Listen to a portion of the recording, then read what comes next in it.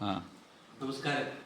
നമ്മുടെ തിരുവല്ല ഗോപാലകൃഷ്ണൻ സാർ യേശുദാസിൻ്റെയും എം ജി രാധാകൃഷ്ണൻ്റെയും നെയ്യാറ്റിൻകര വാസുദേവൻ സാറിൻ്റെ ഒക്കെ സമകാലികനാണ്. അനേകം വേദികളിൽ കച്ചേരി വയലിൻ വായിച്ച് വളരെ പ്രശസ്തനായുള്ള ഒരു വ്യക്തിയാണ്. ഇപ്പോൾ അദ്ദേഹം കുറച്ച് വിശ്രമ ജീവിതത്തിലാണെങ്കിലും ഈ 85-ാം വയസ്സിലും വളരെ ആക്റ്റീവായിട്ട് തന്നെയാണ് ക്ലാസ്സുകൾ എടുക്കുന്നുണ്ട്.